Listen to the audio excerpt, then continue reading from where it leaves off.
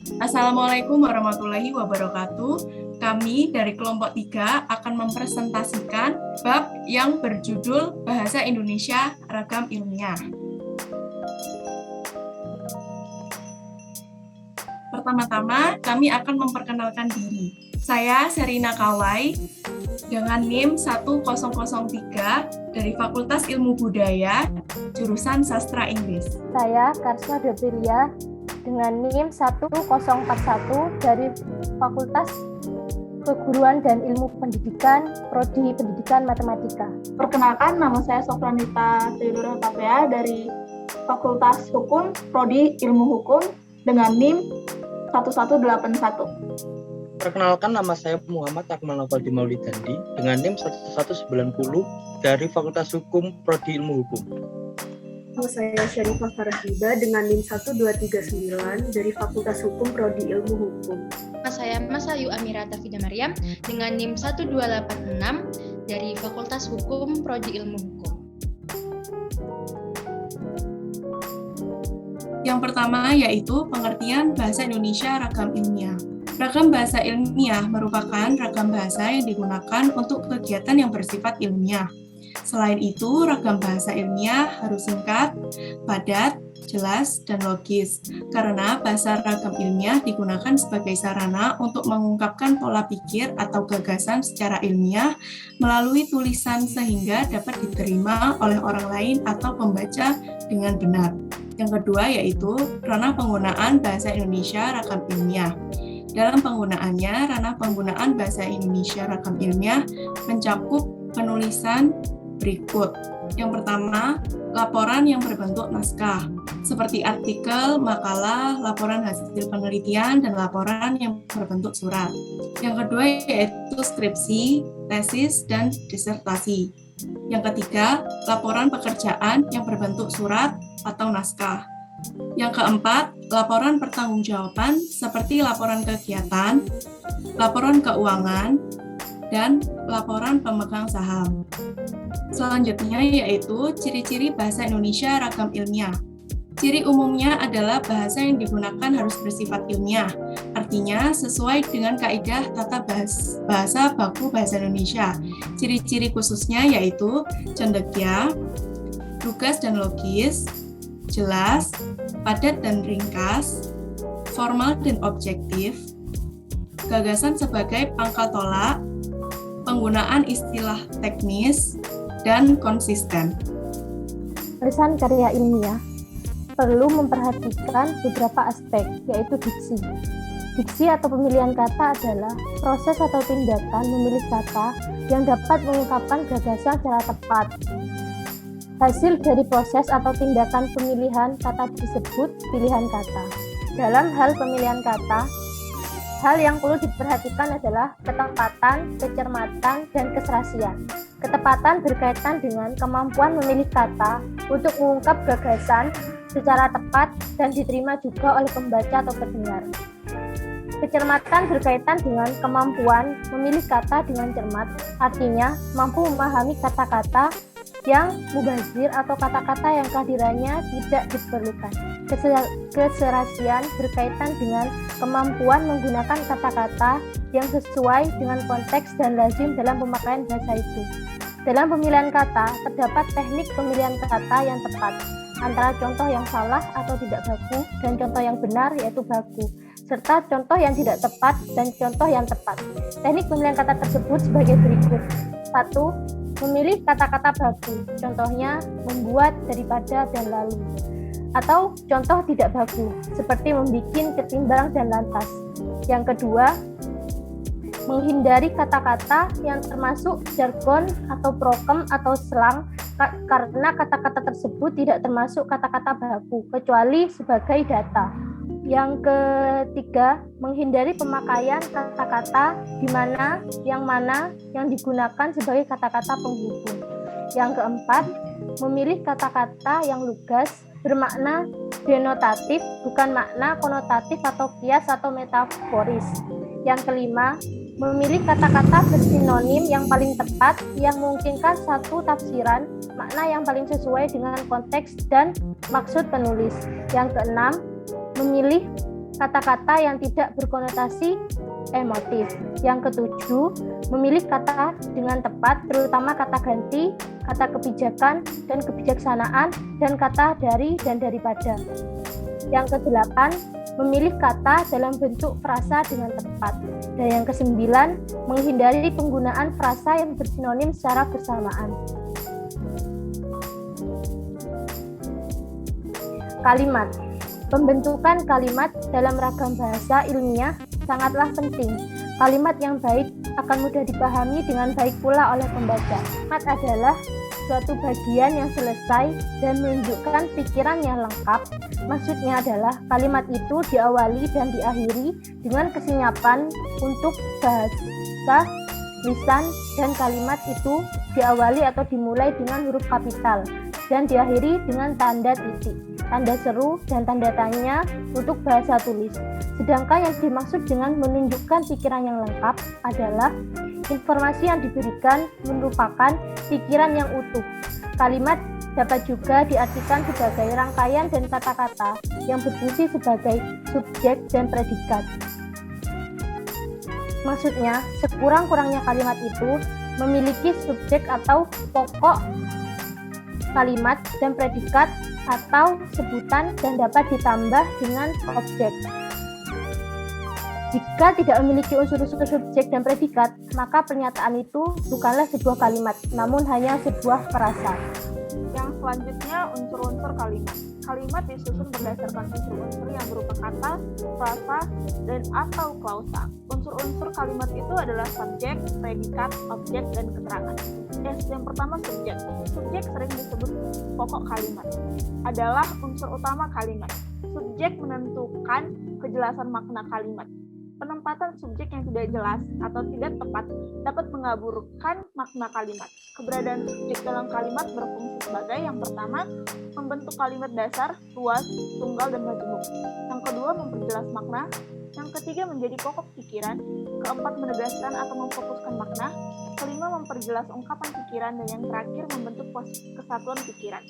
Untuk mencari subjek dalam kalimat, ada beberapa hal yang perlu diketahui. Antara lain, yang pertama, subjek pasti kata benda atau kata yang dibendakan. Yang kedua, subjek merupakan jawaban dari pertanyaan kata apa, yang, atau siapa yang. Yang ketiga, subjek berupa kata atau frasa benda. Yang keempat, subjek disertai kata ini atau itu dan tidak didahului preposisi di, dalam, pada, kepada, bagi, untuk, dari, menurut, berdasarkan, dan lain-lain. Dan yang terakhir, subjek tidak dapat diingkarkan dengan kata tidak, tetapi dapat dengan kata bukan. Kemudian predikat. Predikat sering disebut sebagai sebutan, adalah unsur penjelas dalam kalimat yang muncul secara eksplisit. Keberadaan predikat dalam kalimat berfungsi sebagai yang pertama, membentuk kalimat dasar, kalimat tunggal, kalimat luas, dan kalimat majemuk. Yang kedua, menjadi unsur penjelas, yaitu menjelaskan pikiran atau gagasan yang diungkapkan dan menentukan kejelasan makna kalimat. Yang ketiga, menegaskan makna. Dan yang keempat, membentuk kesatuan pikiran. Untuk mencari atau menentukan predikat dalam kalimat, ada beberapa hal yang harus diketahui. Antara lain, yang pertama, predikat dapat berubah kata benda, kata kerja, kata sifat, dan kata bilangan. Yang kedua, predikat dapat berubah kata atau klausa. Dan yang ketiga, predikat merupakan jawaban dari pertanyaan mengapa dan bagaimana. Keempat, predikat dapat dilingkarkan dengan kata tidak atau bukan. Yang kelima, predikat dapat didahului keterangan, modalitas baiknya, harusnya, siogianya, semestinya, layaknya, dan lain-lain. Yang keenam, predikat tidak didahului kata yang bisa didahului yang. Predikat berubah fungsi menjadi tulasan subjek. Dan yang ketujuh, predikat dapat didahului keterangan aspek, akan, sudah, sedang, selalu, dan hampir. Dan yang terakhir, predikat didahului kata adalah, ialah, yaitu, yakni. Kemudian objek. Objek merupakan pelengkap yang membentuk kesatuan dalam kalimat. Jika subjek dan predikat dalam kalimat cenderung muncul secara eksplisit, objek hanya dalam kalimat tidak demikian. Artinya, kehadiran objek bergantung pada jenis predikat, kalimat, dan ciri khas dari objek tersebut. Dalam kalimat, objek berfungsi sebagai yang pertama, membentuk kalimat dasar pada kalimat berpredikat transitif, yang kedua memperjelas makna kalimat, dan yang ketiga membentuk kesatuan dan kelengkapan pikiran. Untuk mencari atau menentukan objek kalimat, perlu diperhatikan hal-hal berikut. Yang pertama, objek berupa kata benda. Yang kedua, objek selalu terletak atau melekat setelah predikat, atau tidak dapat disisipi unsur kalimat yang lain. Yang ketiga, objek tidak didahului kata depan. Yang keempat, objek merupakan jawaban atas pertanyaan apa atau siapa yang terletak langsung di belakang atau predikat transitif. Yang kelima, objek dapat menduduki fungsi subjek apabila kalimat tersebut dipasifkan. Dan yang terakhir, objek dapat dilengkapi dengan pelengkap yang mengkhususkan objek yang fungsinya melengkapi informasi dan melengkapi struktur kalimat. Kemudian keterangan. Keterangan berfungsi menjelaskan atau melengkapi informasi pesan-pesan kalimat. Apabila kalimat tidak ada keterangannya, informasi menjadi tidak jelas atau kurang. Untuk mengetahui atau menentukan keterangan kalimat, perlu diperhatikan hal-hal berikut. Yang pertama, keterangan bukan unsur utama kalimat. Yang kedua, letak keterangan tidak terikat posisi. Yang ketiga, keterangan dapat berupa keterangan waktu, tujuan, tempat, sebab, akibat, syarat, posesif atau posesif ditandai dengan kata meskipun, walaupun, dan biarpun, dan pengganti nomina atau menggunakan kata bahwa. Dan yang terakhir, keterangan dapat berupa keterangan tambahan yang berupa aposisi dan mengganti subjek. Kemudian konjungsi. Konjungsi adalah bagian dari kalimat yang berfungsi menghubungkan atau merangkai unsur-unsur kalimat. Unsur-unsur kalimat itu adalah yang pertama dalam sebuah kalimat yaitu subjek, predikat, objek, pelengkap, dan keterangan. Yang kedua, sebuah kalimat dengan kalimat yang lain, dan yang ketiga, sebuah paragraf dengan paragraf yang lain. Konjungsi terdiri atas dua, yakni perangkai intra kalimat dan perangkai antar kalimat. Yang selanjutnya adalah modalitas. Modalitas dalam sebuah kalimat sering disebut sebagai keterangan predikat. Modalitas dapat mengubah keseluruhan makna sebuah kalimat. Dengan modalitas, makna kalimat dapat berubah menjadi sebuah pernyataan yang tegas, ragu, lembut, dan pasti. Modalitas dalam kalimat mempunyai beberapa fungsi, antara lain, 1. Menggunakan nada, artinya dari nada tegas menjadi ragu-ragu atau sebaliknya. Yang kedua, menggunakan sikap, artinya dalam menggunakan kalimat yang digunakan kata pasti, pernah, tentu, sering, jarang. Struktur kalimat. Dalam berkomunikasi, kalimat merupakan sarana untuk menyampaikan pikiran atau gagasan kepada orang lain agar dapat dipahami dengan mudah dan jelas. Untuk itu perlu digunakan kalimat yang baik dan benar agar komunikasi juga berlangsung dengan baik dan benar. Kalimat yang benar artinya adalah kalimat yang dapat mengekspresikan gagasan secara benar, artinya jelas dan tidak menimbulkan keraguan pembaca dan pendengar. Sedangkan kalimat yang baik adalah kalimat yang dapat mengekspresikan atau mengungkapkan gagasan itu secara baik, artinya singkat, cermat, tepat, dan jelas maknanya. Kalimat yang benar dapat juga diartikan kalimat yang mempunyai struktur yang benar. Struktur yang benar artinya, pertama, sebuah kalimat minimal harus mempunyai subjek dan predikat. Yang kedua, harus lengkap. Yang ketiga, tidak berupa anak kalimat atau penggabungan anak kalimat. Yang keempat, urutan kata harus tepat. Dan yang kelima, hubungan antar kalimat yang juga harus tepat. Berdasarkan strukturnya, kalimat dapat berupa kalimat tunggal dan dapat pula berupa kalimat majemuk. Pertama, kalimat tunggal. Kalimat tunggal adalah kalimat yang terdiri atas satu subjek dan satu predikat, atau dapat ditambah atau diperluas dengan objek dan keterangannya. Kalimat tunggal dan berpol dasar dapat diperluas dengan menambahkan kata-kata pada masing-masing unsur, sehingga kalimat itu menjadi panjang atau lebih panjang daripada kalimat asalnya. Namun masih dapat dikenali unsur utamanya atau subjek dan predikatnya. Yang kedua, kalimat majemuk. Kalimat majemuk adalah kalimat yang terdiri atas dua pola atau lebih. Penggabungan tersebut dapat setara, tidak setara, atau campuran, sehingga menghasilkan kalimat majemuk secara koordinatif atau kalimat majemuk bertingkat subordinatif. Dan kalimat majemuk campuran seperti koordinatif dan subordinatif. Yang A. Kalimat majemuk setara. Kalimat majemuk setara adalah kalimat majemuk yang berupa penggabungan dua kalimat tunggal yang masing-masing mempunyai kedudukan yang sama. Penggabungan tersebut ditandai dengan kata penghubung. Kalimat majemuk setara berdasarkan kata penghubung yang lain menggunakan 4 jenis, yaitu kalimat majemuk setara penjumlahan, kalimat majemuk setara pertentangan, kalimat majemuk setara perurutan, dan kalimat majemuk setara pemilihan. B. Kalimat majemuk tidak setara atau bertingkat. Kalimat majemuk tidak setara atau bertingkat adalah kalimat majemuk yang mempunyai kedudukan yang berbeda. Artinya, salah satu kalimat mempunyai kedudukan yang lebih tinggi dan bebas. Sementara itu, kalimat yang lainnya mempunyai kedudukan yang lebih rendah atau tidak bebas. Kalimat yang mempunyai kedudukan yang lebih tinggi dan bebas disebut dengan induk kalimat, yang biasanya merupakan inti kalimat. Sedangkan kalimat yang mempunyai kedudukan yang lebih rendah dan tidak bebas disebut anak kalimat karena tidak mungkin ada tanpa adanya induk kalimat. Biasanya anak kalimat ditandai dengan akibat, tujuan, syarat, dan sebagainya. Dengan demikian, perlu diperhatikan ciri dari induk kalimat dan anak kalimat antara lain. Pertama, induk kalimat dapat berdiri sendiri sebagai kalimat yang utuh. Kedua, anak kalimat didahului oleh kalimat penghubung sehingga tidak dapat berdiri sendiri. Ketiga, apabila anak kalimat diawali kalimat, setelah anak kalimat harus diberi tanda koma. Dan yang keempat, apabila anak kalimat berada di setelah induk kalimat tidak perlu diberi tanda koma. C. Kalimat majemuk campuran. Kalimat majemuk campuran adalah kalimat majemuk yang terjadi akibat adanya penggabungan kalimat majemuk bertingkat dengan kalimat majemuk setara. Artinya, kalimat ini sekurang-kurangnya terdiri atas 3 pola kalimat, sehingga struktur terdiri atas 2 induk kalimat dan 1 anak kalimat, atau 2 anak kalimat dan 1 induk kalimat.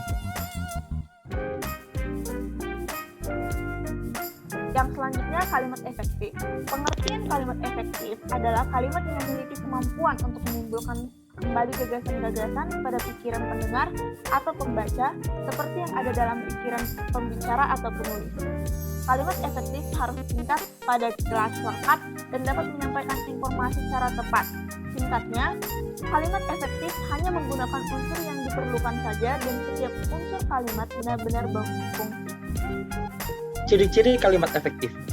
Ciri-ciri kalimat efektif yaitu kesepadanan struktur, keparerelan, ketegasan, kehematan, kecermatan, kepaduan, dan kelogisan.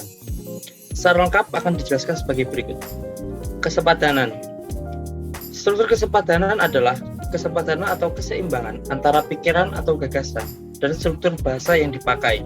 Kesepadanan struktur ini ditunjukkan oleh adanya kesatuan gagasan yang kompak dan kepaduan pikiran yang baik. Kesepadanan struktur mempunyai ciri-ciri sebagai berikut. Yang pertama, kalimat itu mempunyai subjek dan predikat yang jelas. Maksudnya, apabila subjek dan predikat tidak jelas, kalimat itu tidak efektif. Yang kedua, tidak terdapat subjek yang ganda atau rangkap. Yang ketiga, kata penghubung intra kalimat tidak dipakai pada kalimat tunggal. Yang keempat, predikat kalimat tidak didahului kata yang. Selanjutnya, keparerelan. Keparerelan adalah kesamaan bentuk kata yang digunakan dalam kalimat itu.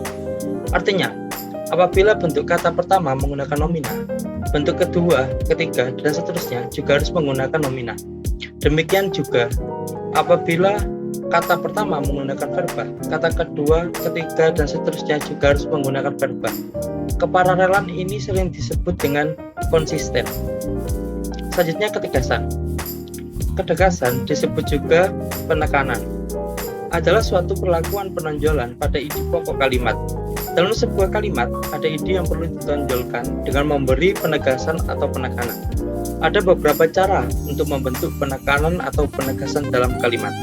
Yang pertama, meletakkan kata yang ditonjolkan itu di depan kalimat.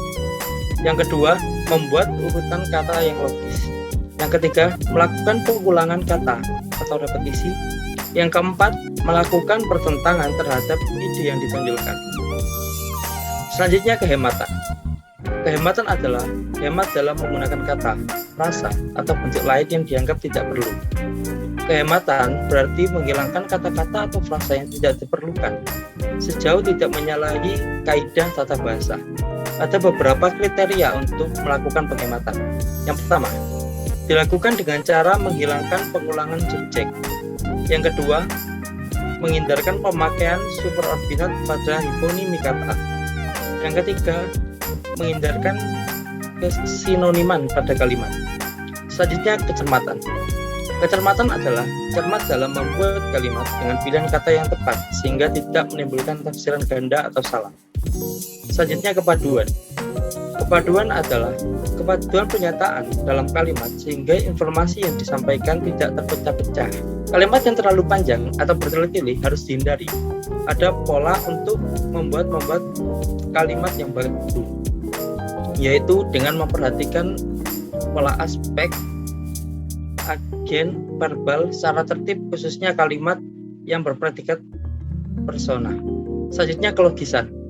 Kelogisan adalah ide kalimat itu dapat diterima oleh akal sehat dan sesuai dengan ejaan atau kaidah tata bahasa yang berlaku.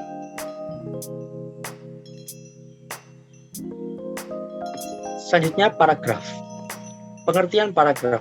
Paragraf merupakan suatu karangan mini yang terbentuk dari gabungan beberapa kalimat yang tersusun secara runtut logis dalam satu kesatuan ide yang terstruktur. Paragraf memuat berbagai informasi dengan pikiran utamanya sebagai acuan penjelasan di dalamnya. Informasi-informasi yang terdapat di dalamnya sering keterkaitan satu sama lain dan hanya memiliki satu pokok pikiran. Dalam penyusunan paragraf, perlu memperhatikan kesatupaduan antar kalimat satu dengan yang lainnya. Paragraf terdiri dari kalimat pokok utama dan kalimat penjelas. Kalimat pokok atau utama merupakan satu permasalahan atau gagasan yang dijelaskan di dalam paragraf. Sedangkan kalimat penjelas merupakan kalimat pendukung yang menjelaskan dan menjabarkan secara perinci dari kalimat pokok utama. Selanjutnya, ciri-ciri paragraf. Paragraf memiliki ciri-ciri sebagai gambaran tentang konsep penyusunan paragraf, baik itu struktur, isi, bahkan penulisan. Penyusunan paragraf juga bisa menjadikan ciri-ciri paragraf sebagai acuan dalam setiap langkah penyusunannya. Berikut ciri-ciri paragraf secara umum.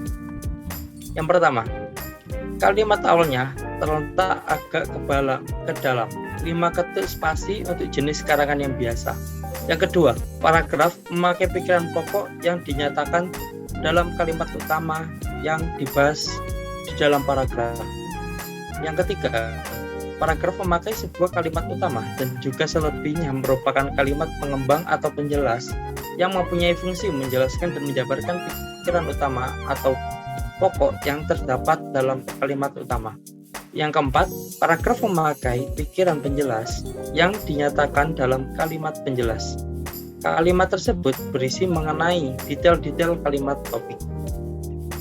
Yang terakhir, paragraf memiliki satu topik yang dibahas. Paragraf hanya berisikan satu kalimat topik dan juga beberapa kalimat penjelas. Selanjutnya, fungsi paragraf. Adapun fungsi paragraf sebagai berikut. Yang pertama, mengekspresikan gagasan yang tertulis dengan memberikan bentuk suatu pikiran dan juga perasaan ke dalam serangkaian kalimat yang tersusun secara logis dalam suatu kesatuan. Selanjutnya, untuk menandai peralihan gagasan baru bagi karangan yang terdiri beberapa paragraf, ganti paragraf berarti ganti pikiran juga. Selanjutnya, untuk memudahkan pengorganisasian gagasan bagi yang menulis dan memudahkan pemahaman bagi yang membacanya. Selanjutnya, memudahkan perkembangan topik karangan ke dalam suatu satuan unit pikiran yang lebih kecil. Dan yang terakhir, untuk memudahkan pengendalian variabel, terutama pada karangan yang terdiri dari beberapa variabel. Selanjutnya saya akan menjelaskan pikiran utama dan kalimat utama atau topik. Pikiran utama yaitu topik yang dikembangkan menjadi paragraf. Pikiran utama dinyatakan dalam kalimat topik. Dalam paragraf, pikiran utama berfungsi sebagai pengendali keseluruhan paragraf. Setelah penulis menentukan pikiran utama dan mengekspresikannya dalam kalimat topik, maka dia terikat oleh pikiran tersebut sampai akhir paragraf. Paragraf yang berisi analisis, klasifikasi, deduktif, atau induktif sebaiknya menggunakan kalimat topik. Paragraf narasi atau deskripsi menggunakan kalimat yang sama kedudukannya. Tidak ada yang lebih utama. Oleh karena itu, paragraf yang demikian tidak diharuskan menggunakan kalimat utama. Pertama, paragraf tanpa kalimat topik. Paragraf yang terdiri beberapa kalimat kadang-kadang menyajikan pikiran-pikiran yang setara. Tidak ada pikiran yang lebih utama dari kalimat lainnya. Paragraf yang demikian menyajikan kalimat-kalimat yang sama kedudukannya. Paragraf itu tidak memiliki kalimat pikiran utama dan pikiran penjelas, juga tidak memiliki kalimat utama dan kalimat penjelas. Semua pikiran dan kalimat sama kedudukannya. Yang kedua, kalimat topik dalam paragraf.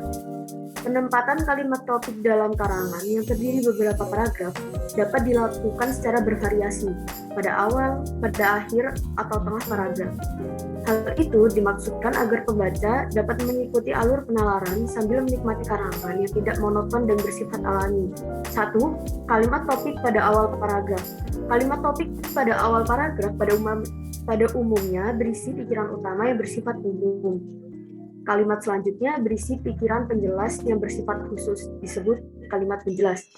Isi kalimat itu berupa penjelas, uraian, analisis, contoh-contoh, keterangan, atau rincian kalimat topik. 2. Kalimat topik dan akhir paragraf. Paragraf diakhiri kalimat topik dan diawali dengan kalimat penjelas. Artinya, paragraf menyajikan kasus khusus, contoh, penjelasan, keterangan, atau analisis terlebih dahulu. Barulah ditutup dengan kalimat topik. Dengan demikian, paragraf itu menggunakan penalaran induktif.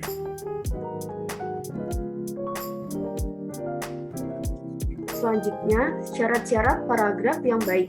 Dalam menyusun suatu paragraf, setiap penulis harus mengetahui dan memperhatikan betul syarat-syarat menyusun paragraf yang sesuai aturan. Pada dasarnya, paragraf juga memiliki ketentuan-ketentuan yang mendasar agar suatu karangan yang ditulis oleh seorang penulis dapat dikatakan sebagai paragraf. Ketentuan-ketentuan tersebut pastilah ada sangkut pautnya dengan unsur, ciri, dan struktur paragraf yang sesuai aturan.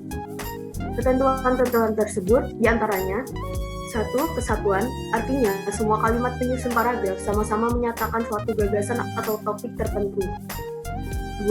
Kepaduan, artinya keselarasan dan kekompakan makna antara suatu kalimat dengan kalimat lain, di mana hubungan timbal balik antara satu sama lain dapat membentuk paragraf yang terstruktur baik dan mudah dipahami. Berikut penjelasan mengenai hal yang perlu diperhatikan dalam kepaduan. Yang pertama, pengulangan kata kunci. Kedua, pengulangan kata ganti. Ketiga, pengulangan transisi. Selanjutnya, kelengkapan. Artinya, suatu paragraf harus memiliki kalimat-kalimat penjelas yang dapat menjelaskan secara merinci dan memuat pokok pembahasan pada kalimat pokok atau utama. Panjang paragraf. Panjang paragraf dalam sebuah tulisan tidak sama, bergantung pada beberapa jauh atau dalamnya suatu bahasa. Seberapa rumit pokok permasalahan, objek terkenal, dan tingkat pembaca yang menjadi sasaran, memperhitungkan 4 hal. 1.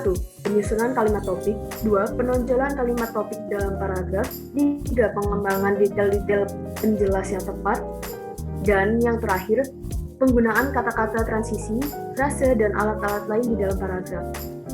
Selanjutnya, ketuntasan bahasan, yaitu kesempurnaan membahas materi secara menyeluruh dan utuh. Hal itu harus dilakukan karena pembahasan yang tidak tuntas akan menghasilkan simpulan yang salah, tidak sahih, dan tidak valid. Yang terakhir yaitu konsistensi sudut pandang. Dalam paragraf, sudut pandang adalah cara penulis menempatkan diri dalam karangannya. Selanjutnya, saya juga akan menjelaskan tentang jenis-jenis paragraf. Berdasarkan jenis-jenisnya, paragraf dibagi menjadi beberapa. Yang pertama, paragraf narasi. Paragraf narasi adalah suatu jenis paragraf yang menceritakan suatu kejadian atau suatu peristiwa berdasarkan urutan waktu. Paragraf narasi terdiri dari narasi kejadian dan narasi runtut cerita. Paragraf narasi kejadian yaitu paragraf yang menceritakan suatu kejadian ataupun suatu peristiwa. Sedangkan paragraf narasi runtut cerita yaitu paragraf yang pola pengembangannya dimulai dari urutan tindakan ataupun perbuatan yang menciptakan ataupun menghasilkan sesuatu.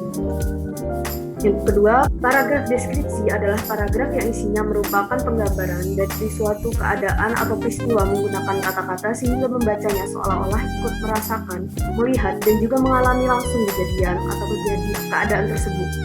Yang ketiga, paragraf eksposisi. Paragraf eksposisi adalah suatu paragraf yang bertujuan untuk memaparkan, menyampaikan informasi, mengajarkan, menjelaskan, dan juga menerangkan suatu topik kepada yang membacanya dengan tujuan untuk memberikan informasi, sehingga memperluas pengetahuan si pembaca.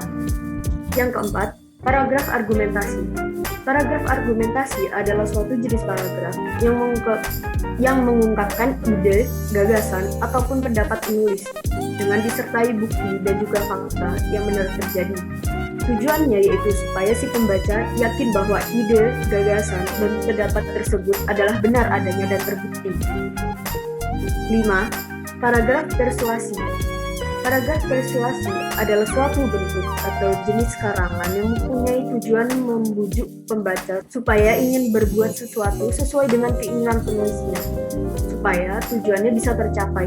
Penulis harus mampu mengemukakan pembuktian dengan menggunakan data dan juga fakta. Berdasarkan tujuan, 1. Paragraf pembuka atau pengantar. Paragraf pembuka biasanya memiliki sifat ringkas, menarik, dan bertugas menyiapkan pikiran pembaca kepada masalah yang akan diuraikan. 2. Paragraf penghubung. Paragraf penghubung berisi inti masalah yang hendak disampaikan kepada pembaca. Secara fisik, paragraf ini lebih panjang daripada paragraf pembuka. Sifat paragraf-paragraf penghubung bergantung pada pola dan jenis karangannya. Dalam karangan-karangan yang bersifat deskriptif, naratif, eksposisi, paragraf-paragraf itu harus disusun berdasarkan suatu perkembangan yang logis. Bila uraian itu mengandung pertentangan pendapat, maka beberapa paragraf disiapkan sebagai dasar atau landasan untuk kemudian melangkah kepada paragraf-paragraf yang menekankan pendapat pengarang.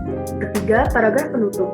Paragraf penutup biasanya berisi simpulan untuk argumentasi atau penegasan kembali untuk eksposisi mengenai hal-hal yang dianggap penting. Letak kalimat utama. 1. Paragraf deduktif.